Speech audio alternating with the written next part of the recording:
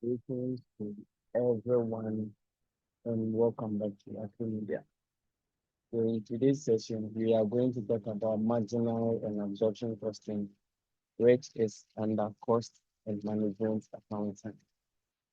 So kindly like this video if you find it helpful and if you subscribe to the channel if you are new here. All right. So at the end of this session, we should be able to explain the purpose of costing techniques, identify the various costing techniques available. We should be also able to identify and explain the difference between marginal costing, which is the same as variable costing, which is the same as direct costing. The difference between that one and also the difference between marginal and absorption costing, right? So absorption costing can also be called full costing technique. Then we should also be also able to explain the argument for and against marginal or variable or direct costing and absorption costing.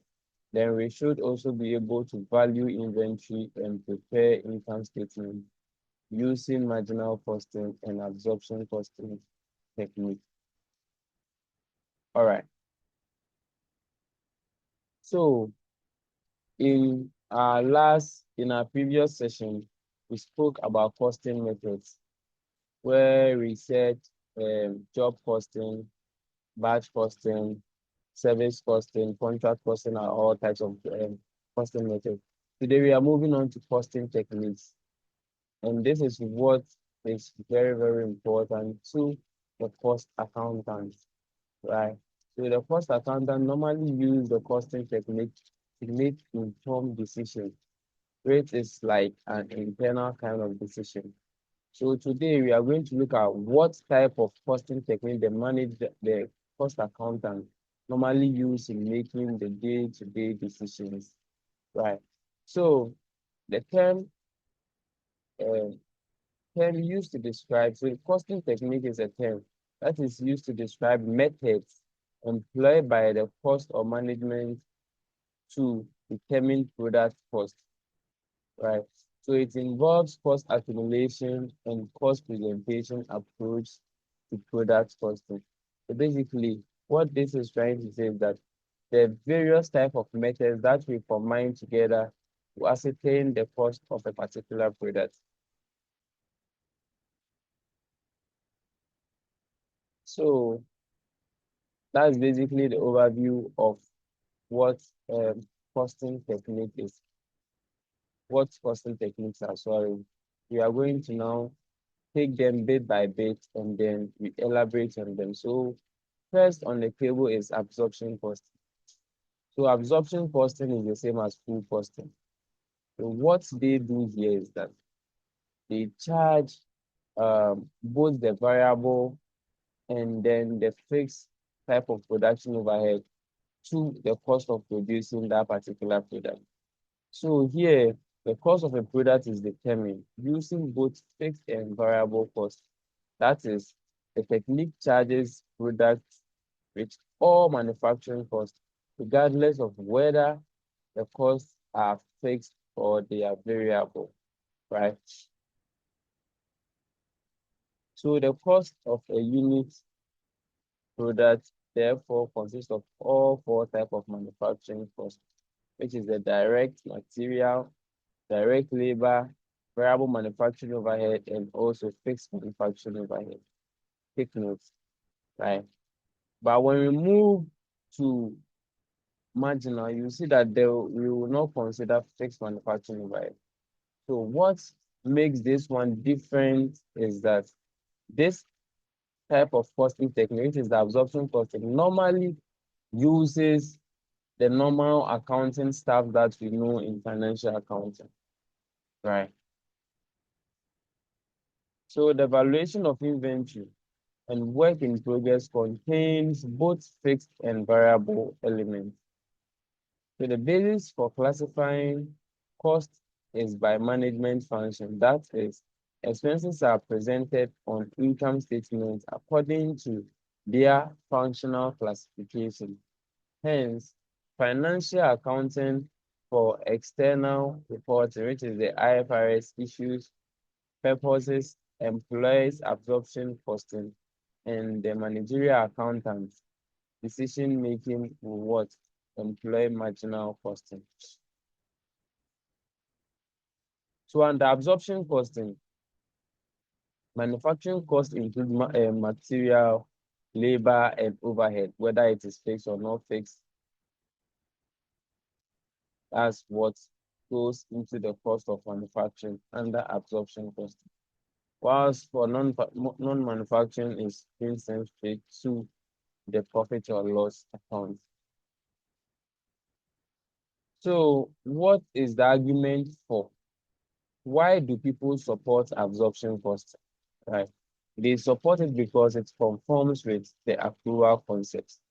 The accrual concept, which we remember, says we charge revenue and expenses at the time they were incurred, even though we've not received cash for them, right? So the second point here is that inventory valuation complies with the accounting standards, which is it follows the IAS 2 kind of standard because it charges everything, right? Then it avoids the illusion that illusion that this cost has nothing to do with production. Here, they are trying to diss the people who are in follow of marginal costing technique, because marginal costing technique users are saying that this cost has nothing to do with production. But here they are saying that it avoids the illusion that this cost, so they are trying to diss those guys. So they have that is avoid the separation of product cost into fixed and variable. Inefficient utilization of product costs are revealed through the analysis of under and over absorption. So what we are trying to say here is that under the absorption kind of costing technique, we are normally given an estimated fixed cost within a particular relevant range of units. So they can say that they normally produce, let's say, 50,000, and this is their fixed overhead. So in case they produce, let's say, 30,000, then you are going to face an absorption where you are supposed to subtract it from your income statement. And if in case they produce more than the 50,000, then there's going to be an overabsorption, right? Which you are supposed to add to your income statement. You will treat that very soon. So under absorption costing, there is going to be either an over or an absorption. Note that absorption costing is basically for this chapter. We are not going to make it again. So on. So after this chapter, whatever we are going to do is based on marginal costing, because that is what our field is about. So now, cost plus pricing ensures all costs are covered. So if you want to apply a markup on a particular cost of production, right? And for absorption costing, they make sure that all your costs are covered because it brings in or it factors in both the fixed and the variable cost of production. So now let's move on to marginal costing. So under marginal costing, we want to actually look at our contribution. What contribution does our variable our profit, like our contribution, like let's say if you want to get contribution, example under marginal cost, and what we have to do is we have to subtract our variable cost from our selling or our total sales, right?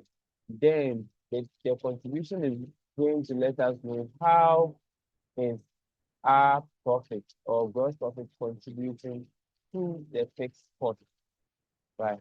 So under marginal costing technique, in which the variable costs are charged costly and fixed cost of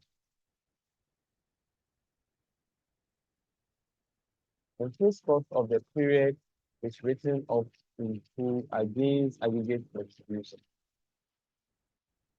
It assigns only variable manufacturing cost to the product. So we are going to see that very soon. Fixed manufacturing overhead costs are excluded from inventory costs and are treated in the period in which they are incurred. The cost of a unit of production consists of three variables. So here, we only deal with direct material, direct labor, and variable manufacturing overhead. Remember, variable manufacturing overhead. Don't go and then see variable selling distance and then add it to the cost of production. No, even though it will be treated in subtraction in the cost of sales, we wouldn't factor it in the cost of manufacturing. So basis of cost classification is cost behavior. Remember cost behavior, expenses are presented on the income statement according to cost behavior, although they may also present expenses by functional classification within the behavioral category. So this is a brief diagram about it where under marginal costing, the manufacturing cost contains material, labor, and overhead. But the overhead is only variable overhead. The fixed overhead is being treated in the profit or loss account. Right. So if we want to get manufacturing cost, we include variable overhead, labor, and then material.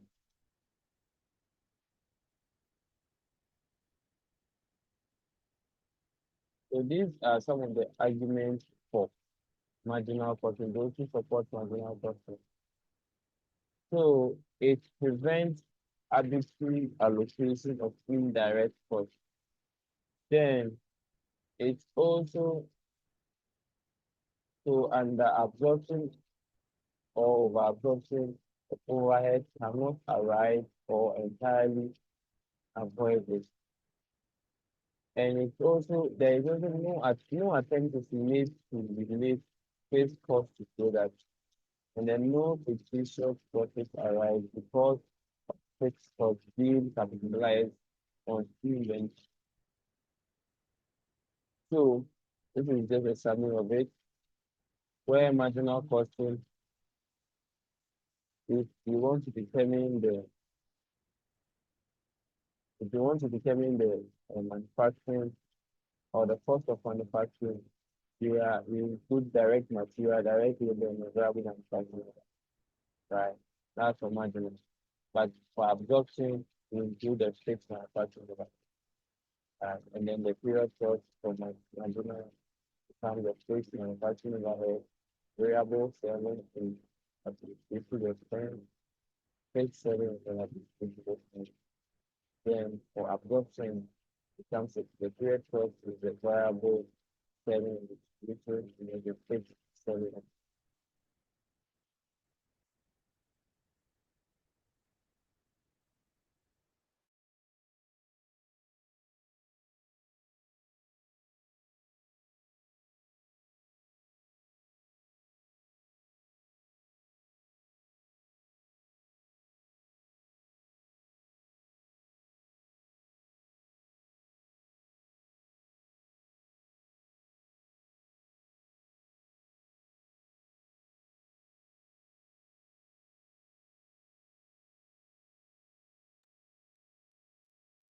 All right, so now this is the cost, the absorption cost and income statement. This is how it looks like. So we have our sales that will include selling price times the unit that is sold. Then we have the less cost of goods sold or less cost of sales. Remember our normal accounting stuff. So we add we begin with the opening inventory. We add cost of goods manufactured. Then we get goods available for sale. Less closing stock or ending inventory, then we get uh cost of goods sold. When we subtract it from our sales, we are going to get our gross profit margin. Right. Now we come in and less non-production overhead, which is the variable, maybe selling and distribution, and then like our fixed selling and distribution. And we come and then get our net operating income. But when the marginal is different, we begin with our normal sales now, right? But with less variable expenses, right? With less all variable expenses. So beginning inventory will be added here. We add cost of goods manufactured. Then we get our cost of goods available for sale. We less our closing stock. Then we less variable cost of goods sold, variable non-production overhead, and come and get our total cost of sales. Then when we less it from our sales, we come and then get our contribution margin. Yes, the sales wasn't making a this is just one like contribution, like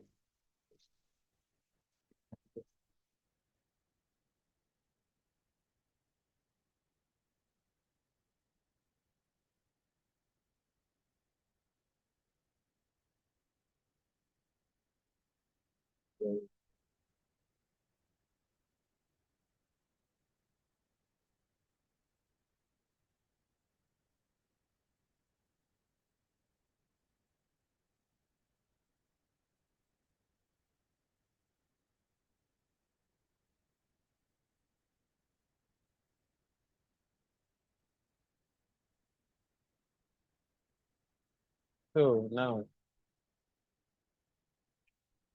absorption and marginal cost comes to the next step. So if you want to compare it. So where production unit equals to unit sold, right? If what we produce like we sell all of them, then our net operating income and the absorption and marginal is going to be the same. Inventory will neither increase or decrease because we sold everything. Then we will have the same fixed cost carried forward as expense in the beginning inventory valuation. So the same fixed cost carried forward as expense in the beginning inventory valuation will be deducted in closing inventory valuation in the cost of production. Then where the production, what we produce is more than what we sold, then definitely if you produce 50,000 and then you sold 40,000, there will be a closing stock, right? Yes. And this is where the difference will come in. Because valuing this closing stock, the marginal costing method will only use variable production overhead or variable production cost, sorry, whilst absorption will include the fixed. So you can see that there will be a difference in valuation here, and that's what causes the difference. So net operating income and the absorption costing will be higher than the marginal costing. Inventory is increasing because there is a closing stock there. And the absorption costing, fixed manufacturing overhead is being deferred to inventory and then held as an asset. Right. So what this basically means is that we include fixed manufacturing overhead through the valuation of the closing inventory, which becomes an asset to the state. So a greater amount of fixed manufacturing overhead in ending inventory is deducted from the expense for the period of the cost of sales.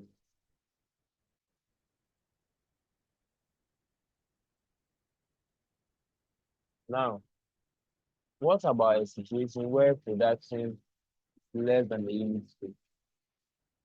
Right?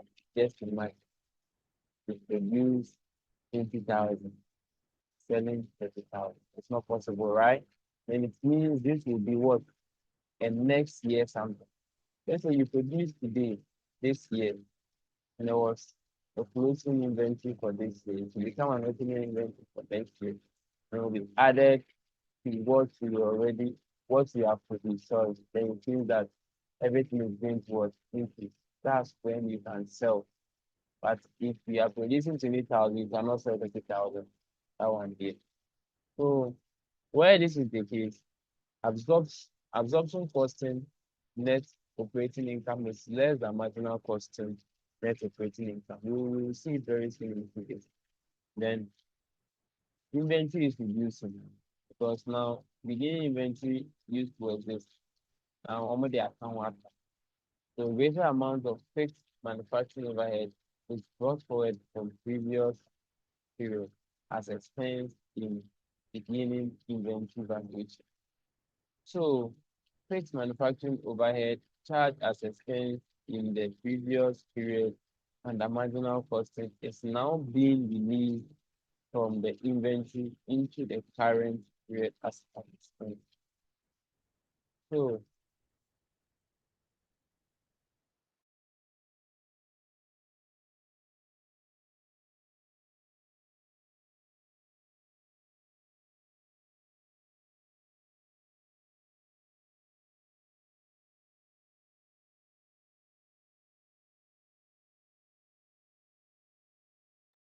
So all the English that I've been reading so far, this is the interpretation.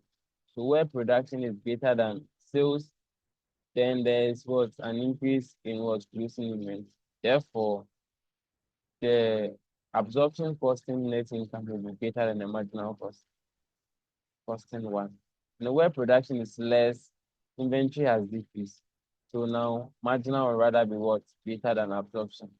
And where everything is equal, where there is no change, right? Production is equal to sales, then absorption is also what equal to marginal. So maybe they can ask you, elaborate, at what point does the absorption income, the net operating income equals to the marginal net operating income or net profit, right? So you can elaborate by saying that the absorption costing net income will be equal to the marginal costing net income when production is equal to sales, right?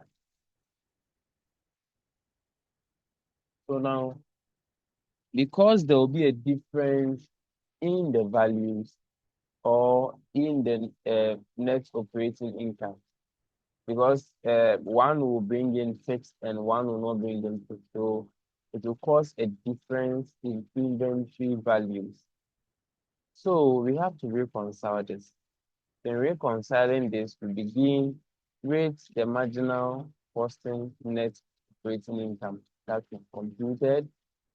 Then we add difference in valuation of inventory at the end. So the difference in valuation can be the ending inventory unit times the fixed cost that wasn't included in the marginal cost, right? The fixed production cost or fixed manufacturing cost. So we are going to get a figure here. Then we less difference in valuation of beginning, which is the beginning inventory. If in case we have beginning and closing, then our beginning inventory will also multiply by the first cost of everything. Then we get the figure here. And now our profit is going to look like the absorption cost in net operating income. So basically, me, for example, what maybe I'll be doing is that after computing for the absorption and the net, if in case I'm getting confused, I will just try my possible best and look through the figures and then see what, when I add and subtract, I'm going to get my absorption net income. And I'll force and put it there. So let's look at this example. Gargantua Company Limited produces a single product with the following information available, right? So this is the number of units they normally produce annually. So this is their direct material and overhead whatsoever. Is 10. Then selling and administrative expenses is 3. Remember, this is variable cost per unit. Now, fixed cost per year, manufacturing overhead 150,000, selling and administrative 100,000. Now, because we will want to what? Value inventory if in case there's any closing inventory, then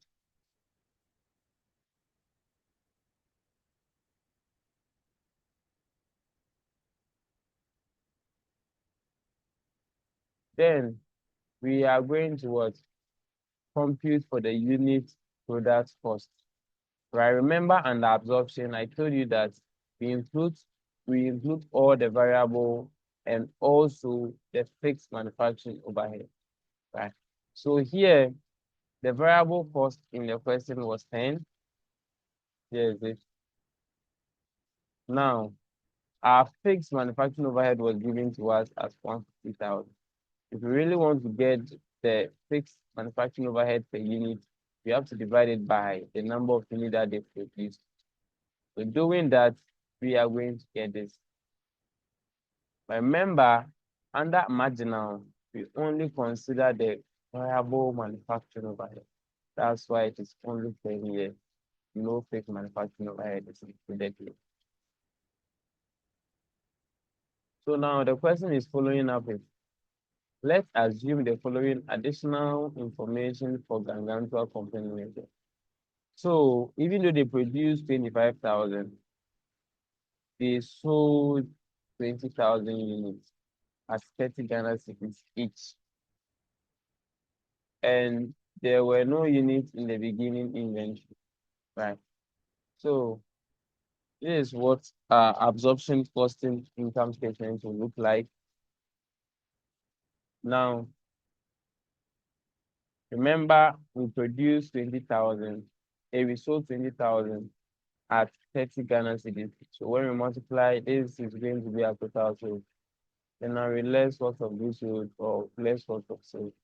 Now, under absorption, remember we are including the fixed manufacturing overhead. That's why we use the unit production cost for the absorption. This is it, 16. So 25,000 units times the 16 is going to give us this, because there's no opening inventory. If there were to be an opening inventory, then we add this. But since there's no opening inventory, we bring it. And then now we less closing inventory. Remember, we produced 25,000. And then we sold 20,000. So this means there is going to be what? A closing inventory. And that closing inventory would be multiplied by our unit product cost. So under marginal and absorption, you are going to multiply by your unit product cost, and also under marginal, you're going to multiply by your unit product cost. So with that one, 5,000 that was left times 16, we get this 80,000. Remember, we are subtracting. It's less closing stock. So subtracting, we get 320,000. Now, our gross margin or gross profit is going to be 600,000 minus 330,000. In all, we are getting 280,000 as our gross profit margin or our gross profit. Now we come in and less our selling and distribution expenses. This is because we have the variable one. The variable one normally moves according to output, right? So because it's a selling kind of expense, a variable selling, so it's based on the units sold. So what we are going to do is we are going to multiply its value per unit, which is here as 3 times the 20,000 we produced, making 60,000. Our fixed overhead is still fixed at 100,000.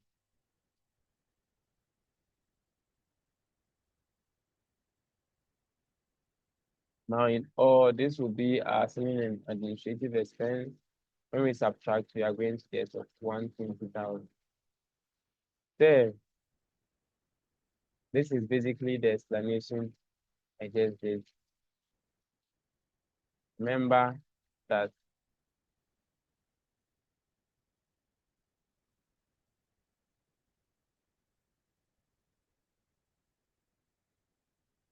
so this is for absorption. Let's move to the marginal one.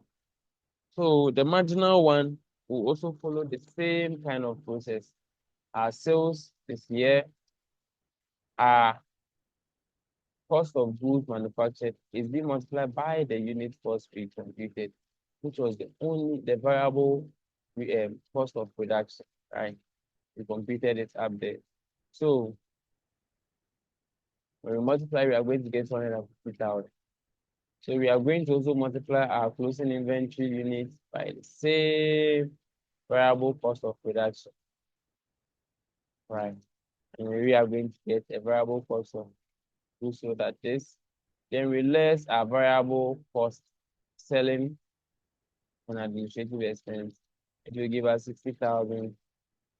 Then this is it for our cost of goods to be sold, or cost of goods sold, sorry, or cost of sales. So now, what do we do next? What we are going to do is we subtract the cost of goods, the cost of sales from our sales, and then get our contribution margin.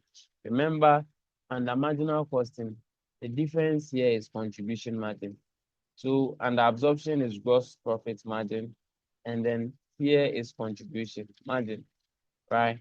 So now we treat the manufacturing overheads and then the selling distribution overhead, the fixed one, as a period cost. So we subtract all of them. So we subtract this from it, and then we get 90,000. Net operating income. But here we had what 120,000. That's why they said here that where production is higher than sales, absorption net profit is going to be higher than the marginal. So here is it. Production was 125,000. Sales was 20,000. Sales was 20,000. So you can see that the net profit here is higher than net profit here, right? All right. So this is basically explanation to it. So now let's assume that there has been an additional year to it, right? So the same number of units produced and then number of units sold in the next year or year two is 30,000 now. Remember we had a closing inventory for last year to be 5,000. So it will be a beginning inventory for this year, right? Our unit sales didn't increase. There are some situations where they will tell you that inflation rate is this. So you are going to what inflate this. If let's say inflation rate is like, let's say 10% each year, then the next year, for example, you are going to inflate it by what? It is going to change to 33.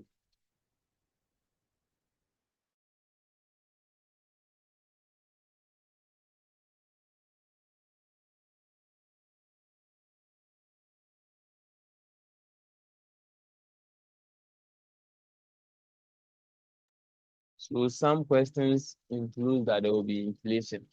So if there is an inflation rate, they are going to what? Inflate it.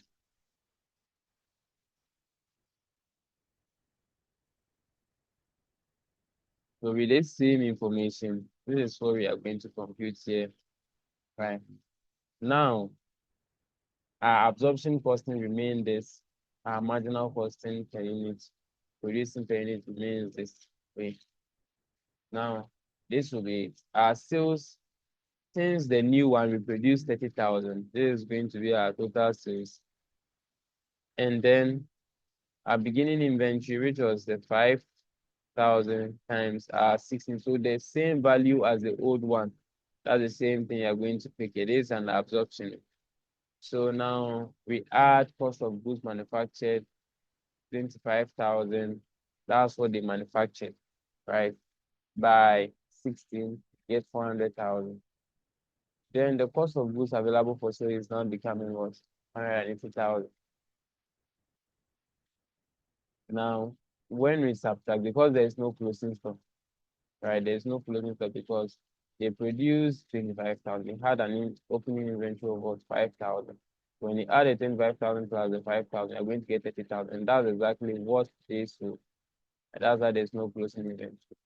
So now the difference is going to be 420,000. That's going to be our gross profit. Right. Now our gross profit margin, then now is we less our selling and administrative expense. Yeah, the variable is 90,000, the fixed is 100,000. This has changed because the unit has also increased. Remember, variable costs always move according to output level or activity level. So now we get the total expense of this. When we subtract, we are going to get a what profit of this. Now, under marginal, our sales is here. Then our beginning inventory, which was 5,000 units by our normal variable manufacturing, which then leads to 50,000 listing. Then we add cost of goods manufactured, 250,000. Then when we add it, we are going to get to 300,000. Now we bring in our variable cost of goods, which is going to be 30,000 of the unit that we sold for the variable selling administrative expense times 3 here. We are going to get a 90,000 here, right? So when you subtract our variable from our sales, you are going to get a contribution margin of 510,000, right? Then the less fixed expenses, which is going to be our manufacturing overhead, and then our selling administrative expense, the fixed one. So this is going to be our profit. So this also marks up to the point that when production is less than sales, when production is less than sales, marginal is higher than absorption. So when production is lesser than sales, marginal is greater than absorption. In this question, they produced what 25,000, and the sales was 30,000. Producing 5,000, sales was 3,000. That's why I had it 1,000. Now we can reconcile by bringing the marginal costing net operating income, which was 260,000. Then we multiply the unit by the fixed cost per unit, which will be 15,000. Fixed cost, the total fixed cost, manufacturing fixed cost of 150,000, sorry, 150,000. All over the number of units was 30,000. This is what you are going to get. 6. That's why you multiply that 6 by the 5,000 units. Get this. Then we are going to get our absorption costing net income.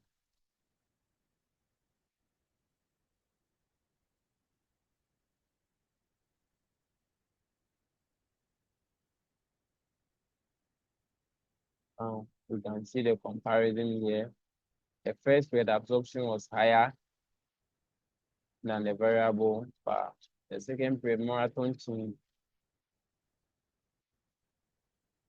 And then the variable is higher than the absorption.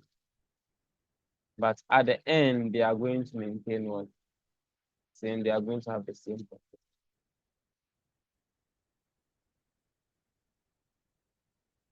Net operating income is not affected by changes in production using variable cost. Net operating income is affected by changes in production using absorption costing, even though the number of units sold is the same each year. So effects of changes in production and income. So this is what we just did.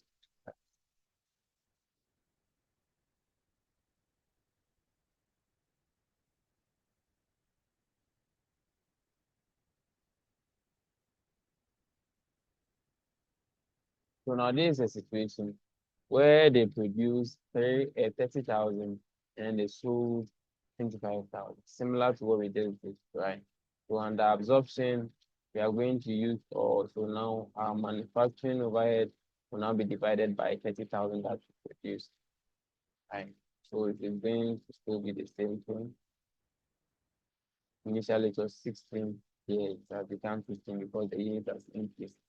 Remember, during our cost behavior, we said that variable cost per unit is fixed throughout, but total variable cost changes with output level.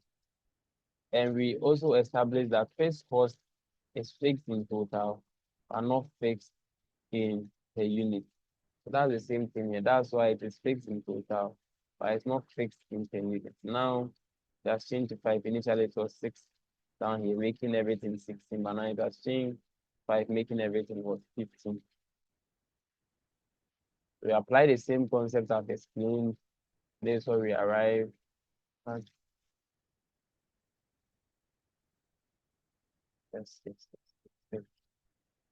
Same thing again.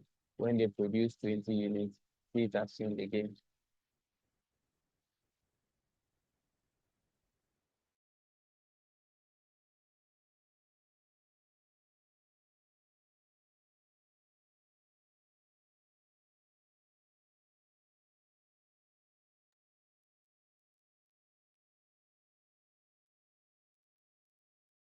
Now, this is the same thing we just did. Don't need to go over here. So, this is where we end our session. But there is a question down there I would want us to discuss. But just that after this course, after this lesson, for example, any other lesson we are going to do will be based on cost, volume, profit analysis. And we are going to use marginal costing throughout. That's why they say marginal costing is superior to absorption costing because the following can be computed. Can be used to what determine contribution. It can use to determine margin of safety, the extent to which your sales is higher than, or the extent or the difference between your sales and then your break-even point or break-even sales. Then your break-even, where you make no profit or no loss. Then CVP, and the contribution approach can be used for reporting. So now, the main difference between marginal costing and absorption costing is that while the former recognizes fixed production overhead as period cost, the latter will treat it as what as product cost. So this is an example we can look at it, right? So this is an example here. Using the information given, prepare statements for the months of March and April 2024. Here's our variable marginal cost, using our variable marginal cost and also our absorption costing system. So this is the sales, direct material, direct wages, and variable production overhead. Those are fixed production overhead here, and fixed selling expenses, fixed administrative expenses.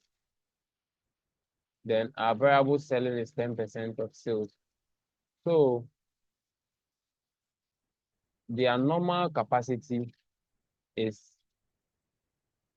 a their normal capacity was 11,000 units per month. So that is what they use to compute this fixed overhead. So this can lead to an over or an absorption in the case of absorption costing. So now, because of that, we have to determine our overhead absorption rate, in which we did in overhead. If you have forgotten, you can go and watch the video, where our total destiny is going to be, our total cost is basically going to be uh, the fixed plus our variable, right? Now, if we want to get the per unit, we divide it by our normal destiny, then we get 12 per unit. That's why we are getting it here.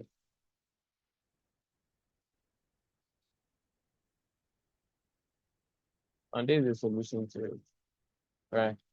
Remember that our sales is 50,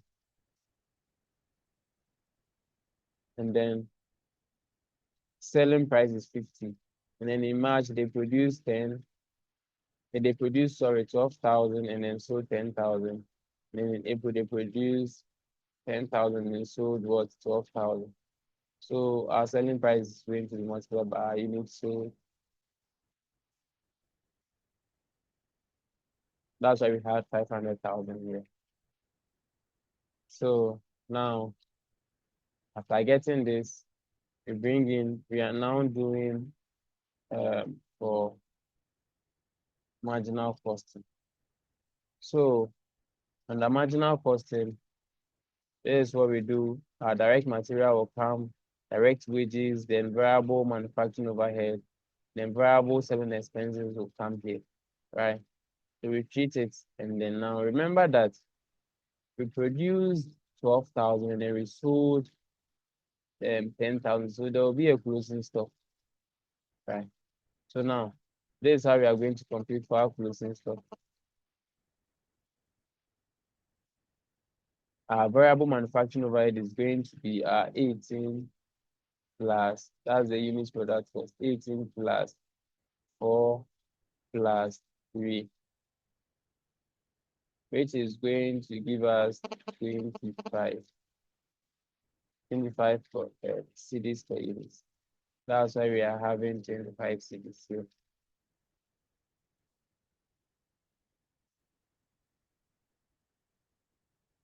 So our 25 is going to multiply by the units, get 50,000. Then when we subtract from ourselves, we get our contribution. Not, and we less all our fixed overheads. And then we get a net profit of 61,000.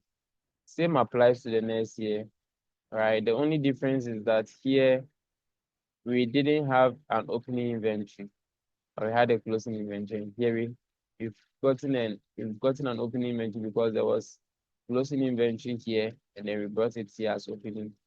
Now we wouldn't really get closing inventory because we produced 10,000, and now there was an opening inventory of what, 2,000 to it. It has become 12,000, and then the sales for that particular year, that particular month, two was what, 12,000.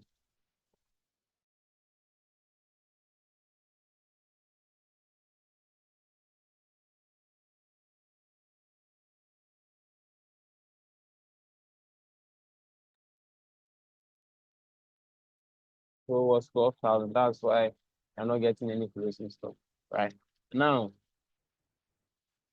remember, we valued it at what, 50,000. So that's the same 50,000 here. Add our direct material,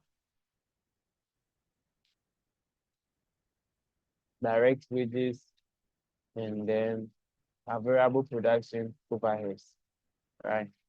So then our variable selling.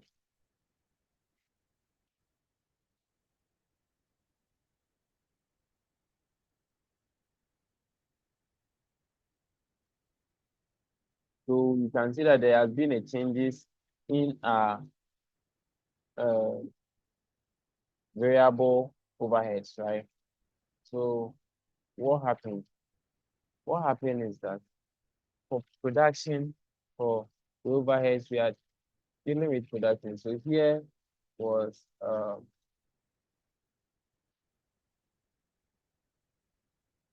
in the first year was 18 times what they produced. See?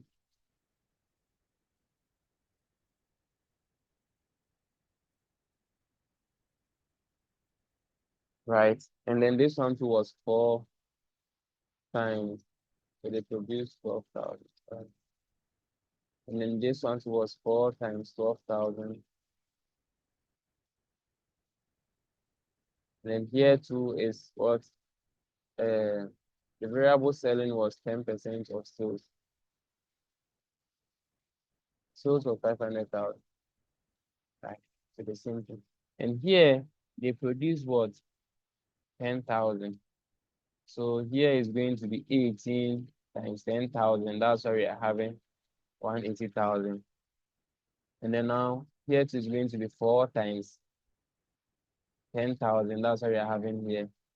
And then here too is fixed. No, the variable production overhead too was 3. So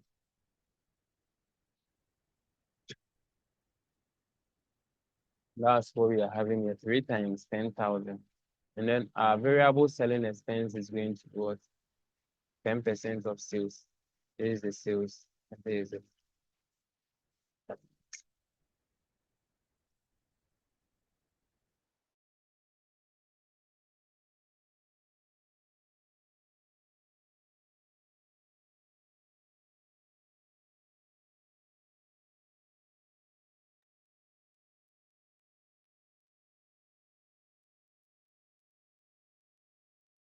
So that is why we arrive at this profit. Right. In total, you can see our profit is 162,000.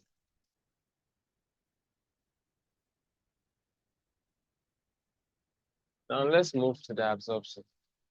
Let's just see the slide. So on the absorption, you can see that our sales is for 500,000. We don't have any opening inventory. Our direct material multiplied by the same units we produce. Direct wages we multiply by the same units we produce. Then our production overhead here is going to change. Why is it going to change? Because we've absorbed them. We are going to use our overhead that we absorb to multiply the unit produced. That's why we had a different production overhead here, right? So we absorbed this one when we got the total cost, we divided it by the number of units produced. The normal unit that they produced, and then we had this. Remember, we did it on the normal, and here we produced 12,000. The normal is 11,000. We produced 12,000. That's why we have an over absorption here of like. So we'll deal with this very soon, right? So now this is going to be our total cost of sales here. Then remember, we are going to get a closing stock here. The closing stock unit there is going to be the same, but the value is what is going to change. So now we have closing the unit cost to be what? 34, right? The reason why it is 34 is because we include fixed cost in our computation. Right? So remember, the fixed cost was 99,000, and our normal distance is 11,000. When we divide, we are going to get 9. So this is how it is going to be.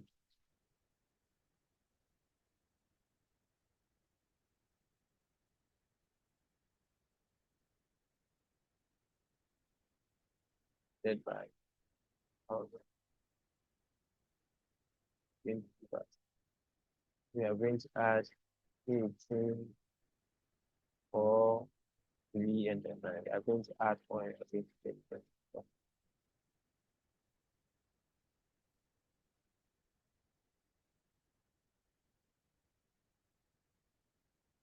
That's what I get into important. Now,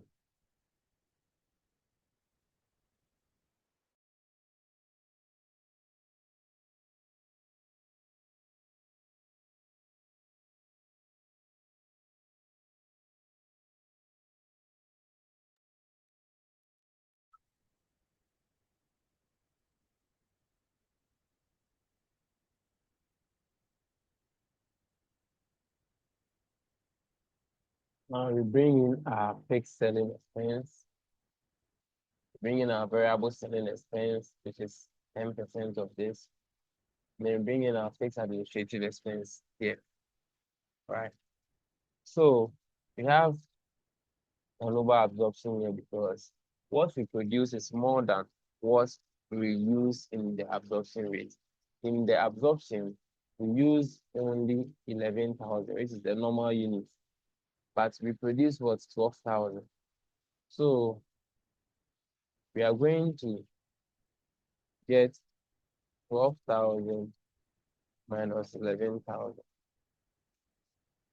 all multiplying by the fixed cost, the fixed unit, this manufacturing overhead payment, which was 9, right? So it is going to be 1,000 times 9. That's why we've gotten this 9,000. And then the same thing also applies here. We get now our closing inventory here will now become an opening inventory here. Then our direct material will come based on the unit we produce, this one based on the unit we produce, this one to based on the unit we produce. Remember, we had 12 units cost after doing the overhead absorption rate, times we produce 10,000 units in the next, in this year, or in this month, sorry, April. And then we are going to get the total cost of sales here. Now, there is no closing stock, right? So this is it. Gross profit is now this, bringing our fixed selling expense, our variable, this 10% of sales, and then fixed administrative expense. Then here we have under absorption because our normal rate for calculation is what 11,000 units, but here we produce 10,000. So we will get an under absorption. Use the same thing. It is going to be here. It is now going to change from 10,000 minus 11,000 here times the fixed is the rate is 9.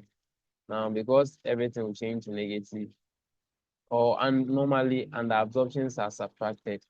So you subtract it and then get it. So you can see that in total, we had the same profits here.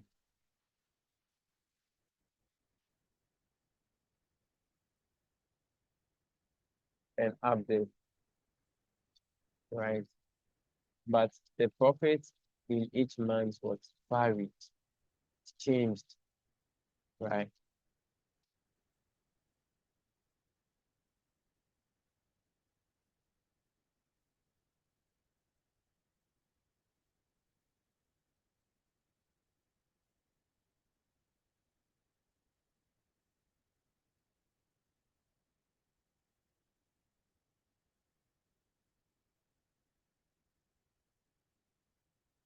So this is where we end our meeting today. Thank you very much, and make sure you like this video and subscribe to the channel if you find this useful. See you some other time. Bye.